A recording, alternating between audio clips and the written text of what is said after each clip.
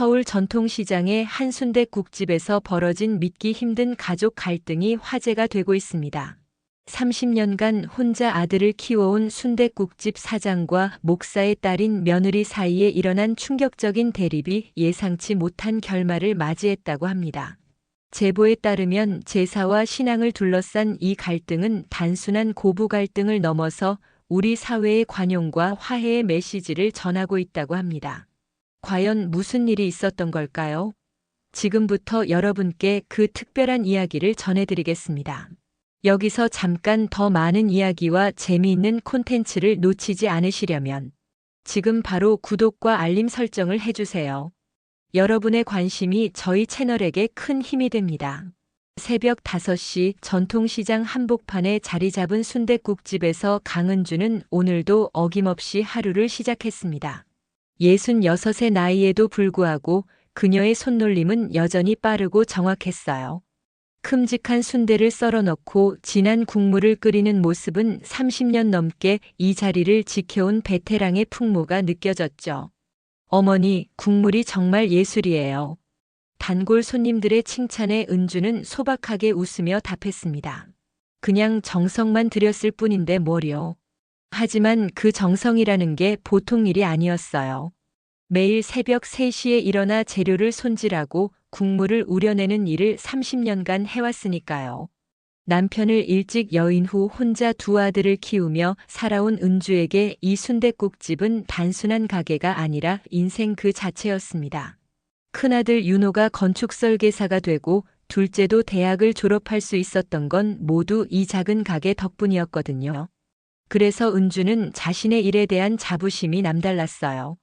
오후 2시쯤 가게 문을 닫고 집으로 돌아온 은주는 평소와 다른 윤호의 모습을 발견했습니다. 33살의 큰아들이 거울 앞에서 옷매무새를 다듬고 있더군요. 오늘 뭔 일 있어? 은주가 물었죠. 엄마, 사실 오늘 소개해드리고 싶은 사람이 있어요. 윤호의 목소리에는 설렘과 긴장이 섞여 있었습니다. 여자친구인데 정말 좋은 사람이거든요. 은주의 마음이 두근거렸어요. 아들이 마침내 결혼할 나이가 되었구나 싶어서 말이죠. 그동안 일만 하느라 연애는 뒷전이었던 윤호가 드디어 좋은 사람을 만났다니 어머니로서는 기쁠 수밖에 없었습니다. 저녁 7시경 윤호와 함께 나타난 여성을 본 은주는 첫인상부터 마음에 들었어요. 이소정이라고 자기소개를 한 그 여성은 키 160cm 정도의 단정한 외모에 차분하고 예의 바른 태도를 보였거든요. 특히 어머님 안녕하세요. 윤호 오빠가 늘 어머님 자랑만 해서 꼭 뵙고 싶었어요 라고 인사하는 모습이 참 보기 좋았습니다. 아이고, 이런 예쁜 아가씨가 우리 윤호를. 은주는 진심으로 반가워했어요. 소정은 방송국에서 작가로 일한다고 했는데 말하는 것도 똑 부러지고 교양 있어 보였거든요. 더구나 어른에 대한 예의도 바르고 윤호를 바라보는 눈빛에서 진실한 마음이 느껴졌습니다. 함께 저녁을 먹으며 대화를 나누는 동안 은주는 점점 더 소정이 마음에 들었어요. 소정이 어머님께서 혼자 윤호 오빠와 동생을 다 키우셨다니 정말 대단하세요라고 말할 때는 괜히 뿌듯하기도 했고요. 그런데 대화 중에 소정이 자연스럽게 저희 아버지가 목사님이세요라고 말했을 때 은주의 표정이 살짝 굳어졌습니다. 목사집 딸이라고요? 은주는 불교 신자는 아니었지만 조상을 섬기는 전통을 중요하게 생각하는 사람이었거든요. 매년 제사도 빠짐없이 지내고 부처님께도 가끔 절을 올리곤 했는데 말이에요. 하지만 겉으로는 아, 그래요? 목사님 댁 따님이구나라며 웃어넘겼습니다. 첫 만남에서 괜한 걱정을 드러낼 필요는 없다고 생각했거든요. 그래도 마음 한구석에는 작은 의문이 자리 잡았어요. 목사집 딸이면 나중에 제사 같은 건 어떻게 할까? 소정이 돌아간 후 윤호는 어머니에게 조심스럽게 물었습니다. 엄마, 소정이 어때? 마음에 들어? 은주는 잠시 고민하다가 답했어요. 응, 좋은 아이 같아. 그런데 목사집 딸이라니. 우리 집안과는 좀 다르지 않을까? 윤호는 엄마 요즘은 그런 거 별로 상관없어. 소정이도 그런 걸로 편견 갖지 않을 거야 라고 대답했죠. 하지만 은주의 마음속 걱정은 쉽게 사라지지 않았습니다. 그래도 아들이 좋아하는 사람이고 첫인상도 나쁘지 않았으니 시간을 두고 지켜봐야겠다고 생각했어요. 며칠 후 윤호가 상견례 이야기를 꺼냈습니다. 엄마, 소정이네 부모님께서 정식으로 만나 뵙고 싶어 하세요. 은주는 당연한 절차라고 생각하며 고개를 끄덕였어요. 그래, 어디서 만날까? 우리 집으로 모실까? 아니에요. 소정이 아버지께서 교회 안에 있는 식당에서 만나자고 하시더라고요. 윤호의 말에 은주는 살짝 당황했습니다. 교회 식당이라고요? 평생 교회 문턱을 밟아본 적이 없는 은주에게는 낯선 장소였거든요. 굳이 교회에서 해야 해? 좀 부담스럽네. 은주가 머뭇거리자 윤호는 엄마, 요즘은 그런 격식 차리는 시대도 아니고 소정인의 부모님이 편한 곳에서 하는 게 좋지 않을까요? 우리 집도 이제 좀 세련되어야죠 라며 설득했습니다. 은주는 아들의 말에 수긍하면서도 마음 한편으로는 불편함을 느꼈어요. 세련되어야 한다는 말이 마치 자신이 구식이라는 뜻으로 들렸거든요. 하지만 아들의 결혼을 위해서라면 감수해야 할 일이라고 생각했습니다. 상견례 며칠 전 소정이 혼자 순댓국집을 찾아왔어요. 점심시간이 지난 오후 3시쯤이었는데 손님들이 거의 없을 때라 둘만 조용히 이야기할 수 있었습니다. 어머님 바쁘신데 죄송해요. 잠깐 여쭤볼 게 있어서 왔어요. 아니야, 뭔데? 은주는 앞치마를 두르고 소정 앞에 앉았습니다. 소정은 잠시 망설이더니 조심스럽게 말했어요. 혹시 어머님 댁에서는 제사 같은 걸 하시나요? 순간 은주의 표정이 굳어졌습니다. 역시나 이런 질문이 나올 줄 알았어요. 당연히 하지. 조상님들께 인사드리는 건 당연한 일 아니야? 은주의 목소리에는 약간의 경계심이 섞여 있었습니다. 소정은 고개를 끄덕이며 네, 그런 마음은 이해해요. 하지만 저희는 기독교 집안이라서 그런 건 좀 어려워요라고 말했습니다. 그러면서 덧붙였어요. 제사는 우상 숭배라고 배웠거든요. 우상 숭배? 은주의 목소리가 높아졌습니다. 조상한테 절하는 게 우상 숭배라고. 그럼 부모님한테 효도하는 것도 죄야? 은주는 이해할 수 없다는 표정을 지었어요. 소정은 당황하며 설명하려 했습니다. 아니에요. 그런 뜻이 아니라. 살아계신 부모님께 효도하는 건 당연하죠. 하지만 돌아가신 분들께 절하고 음식을 차리는 건. 소정의 말이 꼬리를 물고 이어지자 은주는 더욱 불쾌해했어요. 그럼 너는 결혼해서도 제사 안 할 거야? 은주의 질문에 소정은 단호하게 답했습니다. 네, 그건 하나님 앞에 죄예요. 대신 추모하는 마음으로 기도는 드릴 수 있어요. 은주는 소정의 대답을 듣고 말문이 막혔습니다.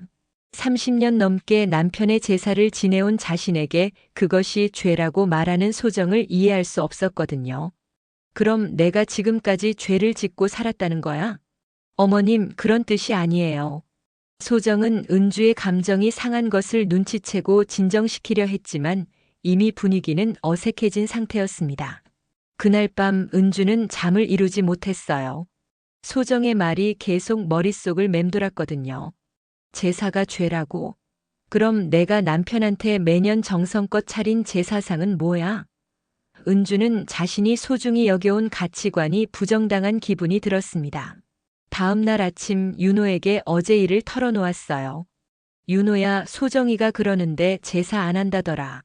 그럼 아빠 제사는 어떻게 하지? 윤호는 난처한 표정을 지으며 엄마, 요즘은 다들 그렇게 해. 꼭 제사를 지내야만 하는 건 아니잖아라고 말했습니다. 다들 그런다고? 그럼 너도 소정이 말이 맞다고 생각하는 거야? 은주의 목소리에는 실망감이 담겨 있었어요. 아들마저 자신의 편이 아니라는 생각에 마음이 아팠거든요. 윤호는 어머니와 여자친구 사이에서 곤란한 입장이 되었습니다. 엄마, 그게 아니라 서로 다른 생각을 가지고 있으니까 조금씩 양보하면서 살아가면 되는 거 아닐까요? 양보. 은주는 씁쓸하게 웃었어요. 조상을 섬기는 마음을 양보하라고. 그럼 내가 일방적으로 포기하라는 얘기네. 은주는 아들이 자신보다 소정의 편을 드는 것 같아서 서운했습니다. 이날부터 은주의 마음속에는 작은 응어리가 생겼어요. 소정이라는 사람 자체는 나쁘지 않지만 자신이 평생 지켜온 가치관을 부정하는 것만큼은 받아들이기 어려웠거든요. 상견례를 앞두고 은주의 걱정은 점점 커져만 갔습니다. 상견례 당일 은주는 평소보다 일찍 가게 문을 닫고 집으로 돌아왔습니다. 옷장에서 가장 단정한 옷을 꺼내 입고 거울 앞에서 몇 번이나 매무새를 다듬었어요. 아무래도 목사님 댁이니 예의에 어긋나지 않게 해야겠다고 생각했거든요. 오후 5시 윤호와 함께 소정의 교회로 향했습니다. 교회 건물은 생각보다 웅장했어요. 3층짜리 현대식 건물에 십자가가 높이 솟아 있었고 주차장도 꽤 넓었습니다. 와, 교회가 정말 크네. 은주가 감탄하자 윤호도 소정이 아버지가 이 지역에서 꽤 유명한 목사님이래라고 대답했어요. 교회 지하에 있는 식당으로 들어서자 이미 소정의 가족들이 기다리고 있었습니다.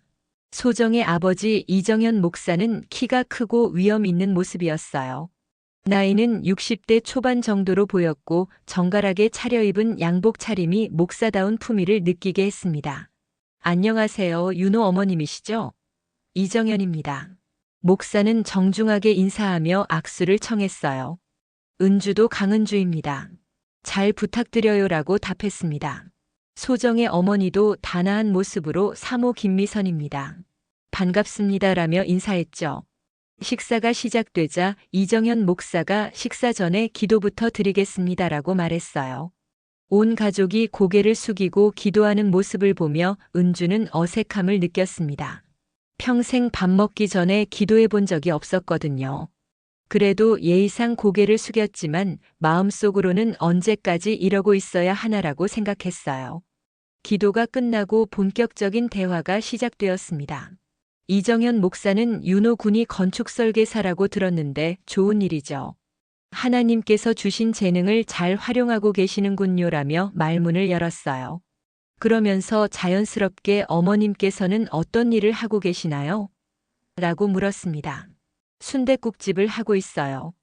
벌써 30년 넘게 했네요. 은주가 대답하자 김미선 사모가 그러시구나. 참 수고가 많으시겠어요 라고 말했는데 그 말투에서 묘한 동정심이 느껴졌어요. 마치 힘든 일을 하시는구나 하는 뉘앙스였거든요. 이정현 목사는 계속해서 하나님을 아는 가정이야말로 축복된 가정입니다. 믿음이 있어야 참된 행복을 찾을 수 있죠 라며 설교조로 말했어요. 은주는 점점 불편해졌습니다. 자신이 믿음이 없어서 불행하다는 말로 들렸거든요. 어머님께서는 교회는 다니지 않으시나요? 김미선 사모의 질문에 은주는 아니요, 따로 다니는 곳은 없어요 라고 대답했습니다. 그러자 사모가 그럼 혹시 절에라도 다니시는지 라고 물었어요. 가끔 부처님께 인사드리러 가긴 해요. 그리고 남편 제사도 빠짐없이 지내고 있고요. 은주의 말에 분위기가 순간 차가워졌습니다. 소정의 부모님이 서로 눈빛을 주고받는 게 보였거든요. 이정현 목사가 목소리를 낮추며 말했어요. 어머님, 그런 일들은 하나님 보시기에 좋지 않은 일입니다. 우상 숭배죠. 그러면서 결혼하게 되면 그런 관습들은 정리하셔야 할 것 같은데요 라고 덧붙였습니다. 은주의 얼굴이 굳어졌어요. 정리하라고요? 그게 무슨 말씀이세요? 목소리에 날이 서기 시작했습니다. 남편한테 제사 지내는 게 뭐가 잘못됐다는 거예요? 김미선 사모가 중재하려고 어머님 마음은 이해하지만 저희로서는 라고 말하려 했지만 이정현 목사가 손을 들어 제지했어요. 사모님, 이건 신앙의 문제입니다. 타협할 수 없는 부분이죠. 그러면서 목사는 은주를 똑바로 바라보며 말했어요. 어머님, 소정이와 윤호가 결혼하려면 같은 믿음을 가져야 합니다. 결혼식도 당연히 교회에서 해야 하고 성경 말씀에 따라 서약도 해야 해요. 그리고 가정 예배도 드려야 하고요. 은주는 더 이상 참을 수 없었어요. 그럼 내가 지금까지 살아온 방식이 다 틀렸다는 말씀이신가요? 조상한테 절하는 게 죄라면 부모님께 효도하는 것도 죄인가요? 목소리가 점점 높아졌습니다. 어머님, 진정하세요. 윤호가 어머니를 달래려 했지만 은주는 이미 화가 머리끝까지 올라 있었어요. 진정하라고. 내가 왜 진정해야 해? 내 인생을 부정당했는데. 소정이 조용히 어머님, 저희가 어머님을 무시하려는 게 아니에요. 다만 신앙이 라고 말하려 했지만 은주는 소정을 쳐다보며 말했어요. 신앙이 뭐가 그렇게 대단해? 사람 마음도 모르면서. 분위기는 완전히 얼어붙었습니다. 이정현 목사는 침묵했고 김미선 사모는 당황한 표정이었어요. 윤호는 어쩔 줄 몰라 하며 엄마 일단 집에 가서 이야기해요라고 말했습니다. 은주는 자리에서 일어나며 좋아요. 더 이상 할 말도 없네요 라고 말하고는 식당을 나섰어요. 윤호가 황급히 따라 나서며 소정아 미안해. 내가 나중에 다시 연락할게라고 말하고는 어머니를 따라갔습니다. 집으로 돌아오는 차 안에서 은주는 한마디도 하지 않았어요. 마음속에는 분노와 서운함이 뒤섞여 있었습니다. 내가 뭘 잘못했다고 저런 취급을 받아야 하지. 30년 동안 혼자 아들들을 키우며 살아온 자신의 인생이 한순간에 부정당한 기분이었거든요. 집으로 돌아온 은주는 소파에 털썩 주저앉았습니다. 상견례에서 있었던 일들이 계속 머릿속을 맴돌았어요. 특히 이정현 목사가 우상 숭배라고 말했던 그 순간이 가슴에 깊이 박혀서 떠나지 않았습니다. 30년 동안 남편을 그리워하며 정성껏 지내온 제사가 죄라니 도저히 받아들일 수 없었거든요. 윤호는 어머니 옆에 조심스럽게 앉으며 말했어요. 엄마, 오늘 일은 정말 미안해. 소정이네 부모님이 좀 보수적이긴 하지만 나쁜 뜻은 아니었을 거야.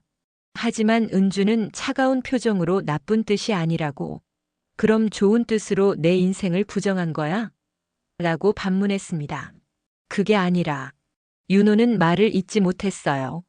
어머니의 마음도 이해가 되고 소정의 입장도 이해가 되었거든요. 그래서 더욱 답답했습니다. 엄마, 요즘은 다들 그렇게 해. 꼭 제사를 지내야만 하는 건 아니잖아. 은주의 눈에 눈물이 맺혔어요. 다들 그런다고. 그럼 내가 지금까지 해온 게 다 구식이고 틀렸다는 거야? 너도 소정이 편인 거지. 아들마저 자신을 이해해주지 않는다는 생각에 마음이 무너져 내렸습니다. 엄마, 그런 게 아니야. 하지만 결혼하면 서로 조금씩 양보해야 하는 거 아닐까? 소정이도 나름대로 고민이 많을 거야. 윤호의 말에 은주는 더욱 화가 났어요. 양보. 내가 일방적으로 포기하라는 얘기네. 그럼 아빠 제사는 어떻게 하지? 엄마가 하고 싶으면 혼자서라도 하면 되잖아. 소정이는 참여 안 하면 되고. 윤호의 대답은 은주에게 더 큰 상처를 주었습니다. 혼자서? 며느리도 없이 제사를 지내라고. 그게 말이 돼? 그 순간 은주의 핸드폰이 울렸어요. 소정에게서 온 문자였습니다. 어머님, 오늘은 정말 죄송했어요. 한 번 더 이야기할 시간을 가질 수 있을까요? 은주는 문자를 보고 더욱 속이 쓰렸어요. 이런 식으로 형식적인 사과를 하면 끝이라고 생각하는 것 같았거든요. 이틀 후 소정이 다시 순댓국집을 찾아왔습니다. 이번에는 혼자가 아니라 윤호와 함께였어요. 가게에 손님이 없는 오후 시간을 택해서 온 것 같았습니다. 어머님, 지난번 일로 정말 죄송해요. 제가 좀 더 신중하게 말씀드렸어야 했는데. 은주는 설거지하던 손을 멈추고 돌아봤어요. 미안하다고? 뭐가 미안해? 내 신념대로 말한 건데.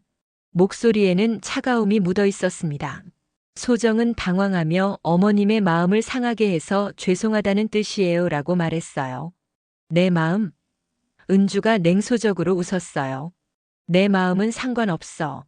어차피 너희 눈에는 구식이고 틀린 거니까. 그러면서 소정을 똑바로 바라보며 말했습니다. 솔직히 말해봐. 결혼하면 아빠 제사 절대 안 할 거지. 소정은 잠시 망설였지만 곧 단호하게 대답했어요. 네, 그건 정말 어려워요. 하나님 앞에 죄가 되는 일이라서요. 대신 추모하는 마음으로 기도는 드릴 수 있어요.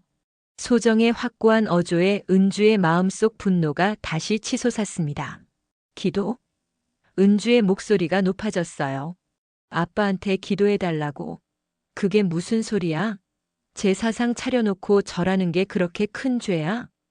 윤호가 중간에 끼어들려 했지만 은주는 손을 들어 제지했습니다. 어머님, 저를 이해해 주세요. 저도 어머님이 아버님을 그리워하시는 마음은 충분히 이해해요. 하지만 제 신앙으로는 정말 어려운 일이에요. 소정의 말에 은주는 더욱 화가 났어요. 이해한다면서 왜 양보는 안 하는 거냐는 생각이 들었거든요. 그럼 내가 신앙을 가져야 한다는 거야? 내 나이 66에 갑자기 교회 다니라고? 은주의 질문에 소정은 그런 뜻이 아니에요. 하지만 같은 믿음을 가진 가족이 되면 좋을 것 같아서 라고 조심스럽게 말했어요. 좋을 것 같다고? 은주는 앞치마를 벗어던지며 말했어요. 내가 지금까지 살아온 방식이 그렇게 잘못된 거야? 남편 그리워하고 조상 섬기고 부처님께 가끔 인사드리는 게 그렇게 큰 죄야? 소정은 눈물을 글썽이며 대답했어요. 어머님, 제가 어머님을 판단하려는 게 아니에요. 저도 정말 고민이 많아요. 윤호 오빠를 사랑하고 어머님도 존경하지만 제 신앙은 포기할 수 없어요. 그럼 나더러 포기하라는 거네. 은주는 소정의 말을 듣고 마음의 결론을 내렸어요. 알겠어. 내 신앙이 그렇게 중요하면 그렇게 살아. 하지만 난 내 방식대로 살 거야. 윤호가 다급하게 말했어요. 엄마, 그렇게 말하지 마. 우리 셋이 앉아서 천천히 해결책을 찾아보자. 하지만 은주는 이미 마음을 정한 상태였습니다. 해결책? 내가 일방적으로 양보하는 게 해결책이야? 그날 저녁 소정과 윤호가 돌아간 후 은주는 혼자 남편의 영정 앞에 앉았어요. 여보, 나 어떻게 해야 할까? 며느리가 당신 제사 안 지내겠다는데. 영정 속 남편은 여전히 온화한 미소를 띠고 있었지만 대답해 줄 수는 없었습니다. 은주의 마음속에는 분노와 서운함, 그리고 깊은 외로움이 자리 잡았어요.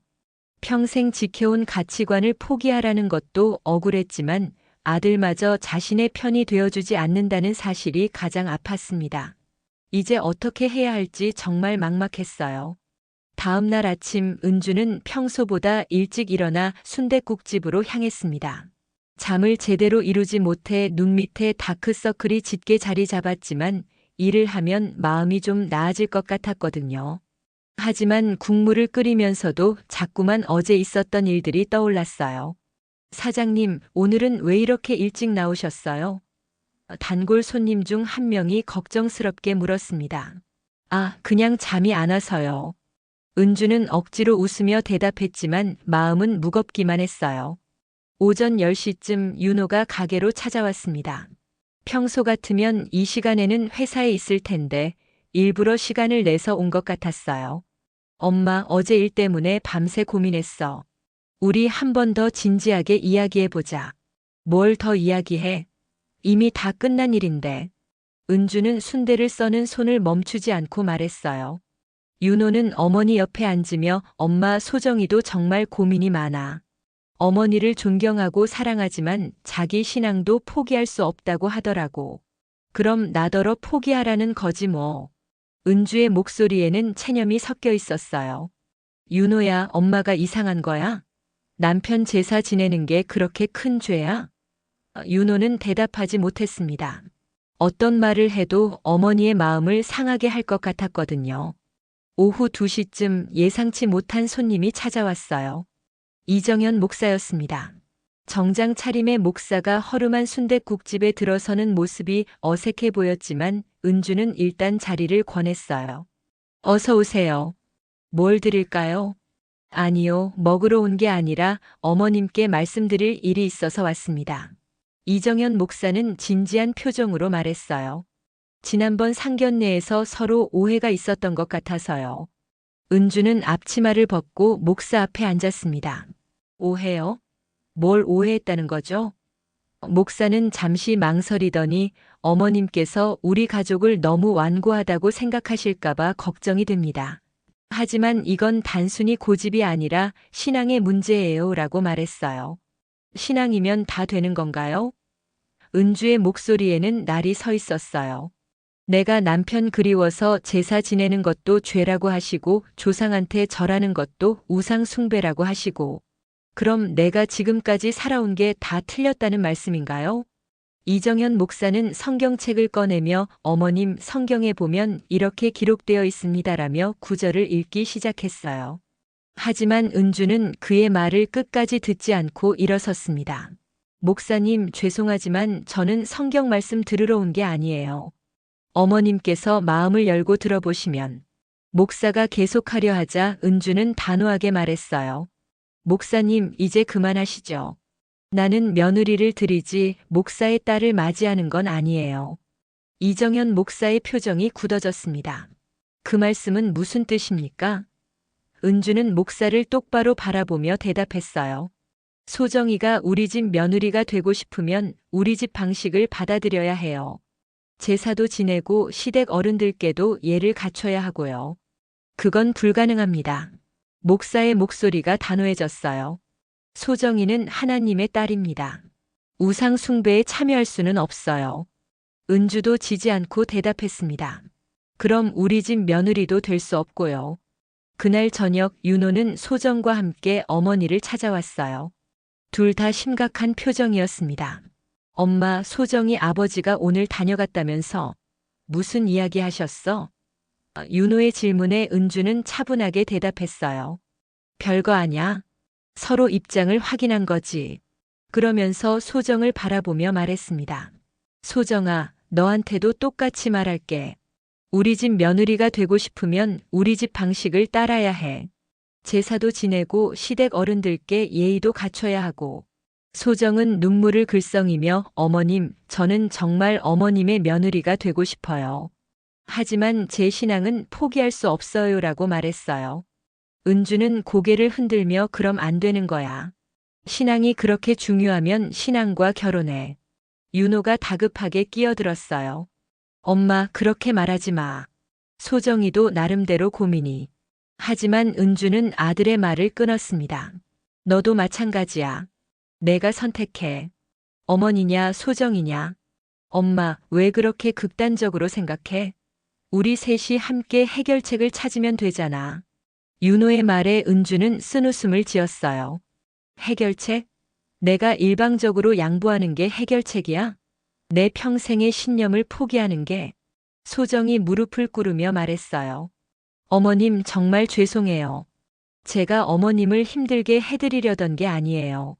하지만 은주는 차갑게 일어나 무릎 꿇는다고 해결될 일이 아니야라고 말했습니다. 그날 밤 윤호는 결국 집을 나갔어요. 엄마, 나 좀 생각할 시간이 필요해. 며칠 밖에서 지낼게. 윤호의 말에 은주는 그래, 가서 실컷 생각해봐. 하지만 내 마음은 안 바뀔 거야 라고 대답했습니다. 혼자 남은 은주는 거실에 앉아 남편의 영정을 바라봤어요. 여보, 내가 너무 고집스러운 걸까? 하지만 당신 제사 안 지낼 수는 없잖아. 영정 속 남편은 여전히 미소 짓고 있었지만 은주의 마음은 점점 더 무거워져만 갔습니다. 윤호가 집을 나간 지 사흘째 되는 날, 은주는 혼자서 새벽 장사를 시작했습니다. 평소 같으면 윤호가 가끔 도와주곤 했는데 이제는 정말 혼자였어요. 설거지를 하면서도 자꾸만 아들 생각이 났습니다. 어디서 자고 있을까? 밥은 제대로 먹고 있을까? 사장님, 요즘 아들 안 보이네요. 어디 갔어요? 단골 손님이 물었을 때 은주는 출장 갔어요 라고 거짓말을 했어요. 아들이 어머니 때문에 집을 나갔다는 말을 할 수는 없었거든요. 하지만 마음속으로는 내가 너무 심했나 하는 생각이 들기도 했습니다. 오후 4시쯤 소정이 혼자 가게를 찾아왔어요. 평소와 달리 화장기 없는 얼굴에 핏기도 없어 보였습니다. 어머님, 윤호 오빠 연락 오셨어요? 소정의 첫 마디였어요. 은주는 없어. 너한테도 연락 안 왔어? 라고 반문했습니다. 네, 사흘째 연락이 안 돼요. 휴대폰도 꺼져 있고. 소정의 목소리에는 걱정이 가득했어요. 은주도 마찬가지였습니다. 윤호가 이렇게 오랫동안 연락을 끊은 적은 처음이었거든요. 혹시 회사에는 물어봤어? 네, 회사에서는 개인 사정으로 며칠 쉰다고 하더라고요. 소정이 대답하자 은주는 안도의 숨을 쉬었어요. 적어도 회사는 다니고 있다는 뜻이니까요. 하지만 동시에 서운함도 들었습니다. 회사에는 연락하고 어머니에게는 소식도 없다니. 어머님, 소정이 조심스럽게 입을 열었어요. 제가 너무 고집을 부린 걸까요? 윤호 오빠가 이렇게 힘들어하는 걸 보니까. 은주는 소정의 말을 듣고 복잡한 마음이 들었어요. 미워하려고 했는데 소정도 나름대로 고민하고 있다는 게 느껴졌거든요. 고집이라고? 내 신앙이 그렇게 중요하다면서 이제 와서 그런 소리야? 은주의 말에는 여전히 서늘함이 있었어요. 소정은 고개를 숙이며 어머님 마음을 이해하려고 노력은 해봤어요. 하지만 정말 어려워요라고 말했습니다. 그때 소정의 휴대폰이 울렸어요. 화면에 윤호 오빠라는 이름이 떴습니다. 소정이 급하게 전화를 받았어요. 오빠, 어디 있어? 걱정했잖아. 소정의 목소리에서 안도감이 느껴졌습니다. 전화 통화 내용을 들어보니 윤호는 교회 근처 고시원에서 지내고 있었어요. 왜 거기서 지내고 있어? 집에 와. 소정이 말했지만 윤호는 아니야. 나 좀 혼자 생각할 시간이 필요해라고 대답했습니다. 전화를 끊은 후 소정이 은주에게 말했어요. 윤호 오빠가 교회 근처 고시원에 있다고 해요. 혼자 생각하고 싶다고.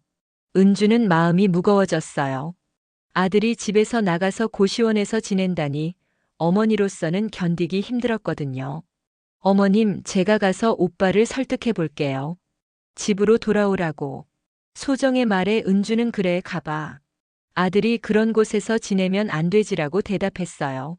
미워하려고 했던 소정이지만 윤호를 걱정하는 마음만큼은 진심으로 느껴졌습니다.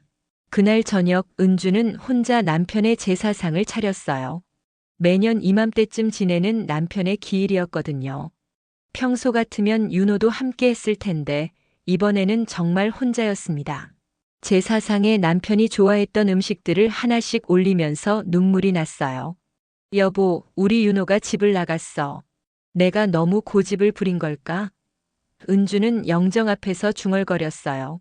하지만 당신 제사 안 지낼 수는 없잖아. 내가 어떻게 해야 할지 정말 모르겠어. 절을 올리고 술을 따르면서도 마음은 무겁기만 했어요. 30년 동안 혼자 이 집을 지켜왔는데 이제는 정말 혼자가 된 기분이었거든요. 며느리도 없고 아들도 없고 남편도 없고 남은 건 자신뿐이었습니다. 한편 소정은 방송국에서 새로운 프로젝트를 맡게 되었어요. 종교와 전통의 충돌이라는 주제의 다큐멘터리였습니다.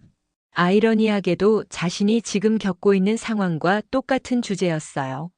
자료 조사를 하면서 소정은 깊은 고민에 빠졌습니다. 인터뷰 대상자 중에는 비슷한 상황을 겪었던 사람들이 많았어요. 어떤 사람은 결국 신앙을 포기했고, 어떤 사람은 가족과의 관계를 포기했고, 또 어떤 사람은 서로 다른 믿음을 인정하며 살아가고 있었습니다. 정답이 뭘까? 소정은 자료를 정리하면서 스스로에게 물었어요. 하나님을 사랑하는 마음과 윤호를 사랑하는 마음, 그리고 은주를 존경하는 마음 사이에서 갈등했습니다. 내가 너무 경직되게 생각한 건 아닐까? 그날 밤 소정은 오랫동안 기도했어요. 하나님, 제가 어떻게 해야 할까요? 어머님의 마음도 이해하고 싶고 윤호 오빠와도 행복하게 살고 싶어요. 하지만 제 신앙도 포기할 수 없어요. 하지만 명확한 답은 들리지 않았습니다. 며칠 후 윤호에게서 소정에게 문자가 왔어요. 소정아, 미안해. 나 좀 더 시간이 필요할 것 같아. 엄마와 너 사이에서 어떻게 해야 할지 모르겠어. 소정은 그 문자를 보고 더욱 마음이 아팠어요. 자신 때문에 윤호가 이렇게 고생하고 있다는 생각이 들었거든요. 은주도 마찬가지로 고민이 깊어갔어요. 아들 없는 집은 너무 조용했고 가게 일도 혼자 하려니 힘들었습니다. 무엇보다 윤호가 고시원에서 지낸다는 생각에 잠을 이루지 못했어요. 내가 너무 완고한 건 아닐까? 하는 생각이 들기 시작했습니다. 윤호가 집을 떠난 지 일주일이 지났습니다. 소정은 다큐멘터리 작업을 하면서 점점 더 많은 것을 깨달아가고 있었어요. 특히 한 할머니와의 인터뷰가 그녀에게 큰 충격을 주었습니다.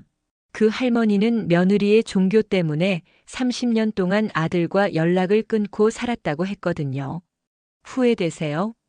소정이 물었을 때 할머니는 눈물을 흘리며 매일 후회해. 신념도 중요하지만 가족이 더 소중한 건데. 라고 대답했어요. 그 말이 소정의 마음에 깊이 박혔습니다. 나도 이런 할머니가 될 수 있겠구나. 그날 밤 소정은 아버지 이정현 목사를 찾아갔어요. 아버지, 제가 너무 경직되게 생각한 건 아닐까요? 목사는 성경을 덮고 딸을 바라봤습니다. 무슨 말이냐? 소정은 자신이 한 일주일 동안 겪은 고민들을 털어놓았어요. 아버지, 윤호 오빠가 집을 나갔어요. 어머님과 제 사이에서 너무 힘들어하고 있어요. 제가 좀 더 유연하게 생각할 수는 없을까요? 이정현 목사는 딸의 말을 듣고 고개를 저었습니다. 소정아, 신앙은 타협할 수 있는 게 아니다. 하나님의 말씀은 절대적이야. 하지만 소정은 포기하지 않았어요. 아버지, 하나님이 사랑의 하나님이시라면 가족을 갈라놓는 걸 원하실까요? 어머님은 나쁜 사람이 아니에요. 그저 남편을 그리워하고 조상을 소중히 여기는 분이에요. 그것이 바로 우상 숭배라는 거다. 목사의 목소리는 여전히 단호했어요. 하지만 소정은 이번에는 물러서지 않았습니다. 아버지, 그럼 우리가 어머님을 심판할 권리가 있나요? 심판은 하나님의 몫 아닌가요? 이정현 목사는 딸의 말에 잠시 말문이 막혔어요. 소정이 이어서 말했습니다. 저는 제 신앙을 포기하지 않겠어요. 하지만 어머님의 방식도 존중하고 싶어요. 제사에 참여는 못하더라도 그분의 마음만큼은 이해하고 싶어요. 다음 날 아침 소정은 중대한 결심을 했어요. 윤호에게 문자를 보냈습니다. 오빠, 나 어머님께 가볼게. 더 이상 이렇게 지낼 수는 없어. 그리고 회사에 반차를 내고 순댓국집으로 향했습니다. 오전 11시쯤 소정이 가게에 도착했을 때 은주는 혼자 설거지를 하고 있었어요. 평소보다 훨씬 지쳐 보였습니다. 어머님, 소정이 조심스럽게 불렀어요. 은주는 돌아보더니 왔구나. 윤호는? 라고 물었습니다. 혼자 왔어요. 소정의 대답에 은주는 그래라고만 했어요. 소정은 잠시 망설이다가 가게 앞 바닥에 무릎을 꿇었습니다. 은주가 깜짝 놀라며 야, 뭐해? 일어나. 라고 말했지만 소정은 고개를 숙인 채 말했어요. 어머님, 제가 틀렸습니다. 소정의 목소리는 떨리고 있었어요. 저는 제 신앙만 생각하고 어머님의 마음은 헤아리지 못했어요. 하나님도 어머님도 서로 모욕당해서는 안 되는데 제가 그렇게 만들었어요. 은주는 당황해서 어쩔 줄 몰랐어요. 일어나, 이런 데서 뭐 하는 거야? 하지만 소정은 계속해서 말했습니다. 어머님, 저는 제 신앙을 포기할 수는 없어요. 하지만 어머님이 아버님을 그리워하시고 조상을 소중히 여기시는 마음은 존중하겠어요. 무슨 소리야? 제사는 안 하겠다면서 존중한다는 게 무슨 뜻이야? 은주가 물었을 때 소정은 고개를 들어 은주를 바라봤어요. 제 사상에는 참여 못하겠지만 제사를 기억의 의식으로 받아들이겠어요. 어머님이 아버님을 그리워하시는 시간이라고 생각하겠어요. 은주는 소정의 말을 듣고 마음이 복잡해졌어요. 그게 무슨 소리야? 절은 안 하고 구경만 하겠다는 거야? 소정이 고개를 끄덕였습니다. 네, 저는 절 대신 꽃을 올리는 걸로 마음을 표현하겠어요. 어머님의 남편분, 즉 제 시아버님에 대한 존경의 마음으로요. 은주는 소정의 제안을 듣고 생각에 잠겼어요. 완전한 해결책은 아니었지만 적어도 소정이 자신의 마음을 이해하려고 노력한다는 게 느껴졌거든요. 그럼 제사상은 차리되 너는 절 대신 꽃만 올리겠다는 거야? 네, 그리고 어머님께서 기도하실 때는 저도 조용히 함께 있겠어요. 제 방식으로 시아버님을 기억하겠어요. 소정의 말에 은주의 눈가가 촉촉해졌어요. 완벽하지는 않았지만 이 정도면 서로 양보한 것 같았거든요. 그때 윤호가 가게로 들어왔어요. 아마 소정의 문자를 보고 온 것 같았습니다. 엄마, 소정아, 너희 뭐해? 윤호는 무릎 꿇고 있는 소정을 보고 당황했어요. 소정이 일어서며 오빠, 나 어머님과 이야기 중이었어 라고 말했습니다. 윤호도 어머니 앞에 앉으며 말했어요. 엄마, 미안해. 나도 일주일 동안 정말 많이 생각해봤어. 엄마와 소정이 사이에서 중간 역할을 제대로 못해서 죄송해. 그러면서 진심을 담아 말했습니다. 엄마, 난 누굴 위한 결혼이 아니라 서로를 위한 가정을 만들고 싶어요. 은주는 아들과 소정을 번갈아 바라봤어요. 두 사람 모두 진심으로 자신을 배려하려고 노력하고 있다는 게 느껴졌습니다. 그럼 정말 제사 때 꽃만 올리고 함께 있겠다는 거야? 소정이 고개를 끄덕이자 은주는 긴 한숨을 쉬었어요. 알겠어. 한번 해보자. 하지만 조건이 있어. 은주가 말했습니다. 결혼식은 교회 말고 다른 곳에서 해. 나도 내 아버지 앞에서 절할 수는 없거든. 소정은 기쁘게 네 어머님, 야외 정원이나 웨딩홀에서 하면 돼요. 라고 대답했어요. 그날 저녁 세 사람은 함께 순댓국을 먹으며 앞으로의 일들을 이야기했습니다. 완벽한 해결은 아니었지만 서로를 존중하며 살아갈 수 있는 방법을 찾은 것 같았어요. 은주는 마음 한편으로 여전히 아쉬움이 있었지만 아들의 행복을 위해서라면 이 정도는 참을 수 있다고 생각했습니다. 소정과 은주의 화해 후 2달이 지났습니다. 결혼 준비는 순조롭게 진행되었어요. 결혼식 장소는 시내에 있는 아름다운 야외 정원으로 정했습니다. 교회도 아니고 전통 예식장도 아닌 두 가족 모두가 편안할 수 있는 중립적인 공간이었거든요. 결혼식 당일 은주는 새벽부터 분주했어요. 평소보다 2시간 일찍 일어나서 혼자 간단한 순댓국을 끓였습니다. 오늘은 우리 윤호가 장가가는 날이네. 남편의 영정에 대고 중얼거리며 따뜻한 국 한 그릇을 올렸어요. 여보, 우리 아들 결혼 잘 됐으면 좋겠어. 오전 9시쯤 소정이 화장을 마치고 순댓국집을 찾아왔어요. 웨딩드레스를 입기 전에 어머님께 인사드리고 싶다고 했거든요. 어머님, 오늘 정말 고마워요. 소정은 은주의 손을 꼭 잡으며 말했어요. 뭘 고맙긴. 이제 우리 가족이 되는 건데. 은주도 소정의 손을 다정하게 어루만지며 대답했습니다. 2달 전만 해도 상상할 수 없었던 모습이었어요. 소정아, 결혼하면 힘든 일도 많을 거야. 그때마다 서로 이해하려고 노력해야 해. 네, 어머님. 저도 많이 배웠어요. 어머님께서 얼마나 깊은 사랑으로 윤호 오빠를 키우셨는지 알겠어요. 소정의 말에 은주는 뭉클해졌어요. 이 아이가 정말 자신을 이해하려고 노력하고 있다는 게 느껴졌거든요. 오후 3시 결혼식이 시작되었습니다. 야외 정원에는 하얀 의자들이 줄지어 놓여 있었고 앞쪽에는 예쁜 꽃장식이 되어 있었어요. 신부 아버지인 이정현 목사가 주례를 맡기로 했는데 다행히 종교적인 색채는 최대한 배제하기로 합의했었습니다. 사랑하는 두 사람이 오늘 이 자리에서 부부의 연을 맺습니다. 이정현 목사의 주례사가 시작되었어요. 결혼은 서로 다른 두 사람이 하나가 되는 것이 아니라 서로를 이해하고 존중하며 함께 걸어가는 것입니다. 은주는 목사의 말을 들으며 고개를 끄덕였어요. 지난 2달 동안 자신도 많은 것을 배웠거든요.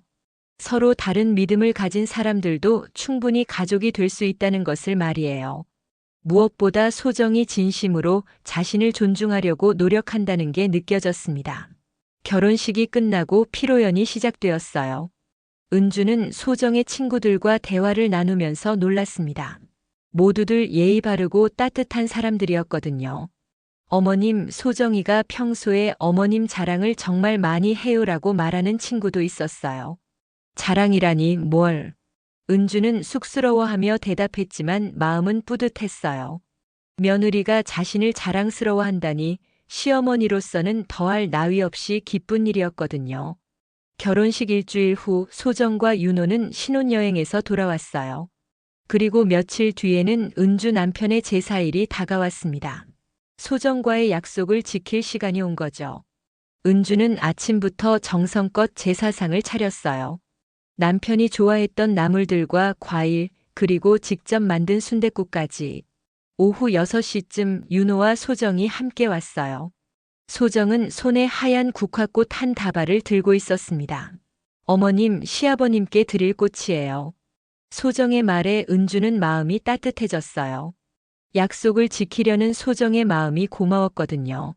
제사가 시작되었습니다. 은주와 윤호는 전통 방식대로 절을 올렸어요. 소정은 그 옆에서 조용히 서 있다가 두 사람이 절을 마친 후 제사상 앞에 국화꽃을 정성스럽게 올렸습니다. 시아버님, 저는 소정입니다. 윤호 오빠를 잘 사랑하겠어요. 은주는 소정의 모습을 보며 눈물이 났어요. 절을 하지는 않았지만 진심 어린 마음으로 남편에게 인사하는 모습이 고마웠거든요. 이 정도면 충분해. 마음이 중요한 거지. 제사가 끝나고 세 사람은 함께 제사 음식을 나누어 먹었어요. 시어머니가 만든 순댓국이 정말 맛있어요. 소정이 진심으로 말하자 은주는 많이 먹어. 이제 우리 집 음식이야 라고 대답했어요. 어머님, 저 다음 달부터 요리 배우려고 해요. 순댓국 만드는 법도 가르쳐 주세요. 소정의 말에 은주는 깜짝 놀랐어요. 정말? 내가 순댓국을 만들겠다고? 소정이 고개를 끄덕이자 은주는 기뻐서 어쩔 줄 몰랐습니다. 그날 밤 은주는 남편의 영정 앞에 앉아 이야기했어요. 여보, 우리 며느리 괜찮지? 처음에는 걱정했는데 정말 착한 아이야. 내 제사도 나름대로 정성껏 지내더라고. 영정 속 남편은 여전히 온화한 미소를 띠고 있었어요. 한 달 후 소정은 정말로 은주에게 요리를 배우기 시작했어요. 매주 토요일 오후마다 순댓국집에 와서 손님이 없을 때 이것저것 배웠습니다. 어머님, 이 양념이 비법이구나. 정말 맛있어요. 소정의 칭찬에 은주는 기분이 좋았어요. 소정아, 너 정말 손재주가 좋네. 금방 배우는구나. 은주는 소정이 순대를 써는 모습을 보며 감탄했어요.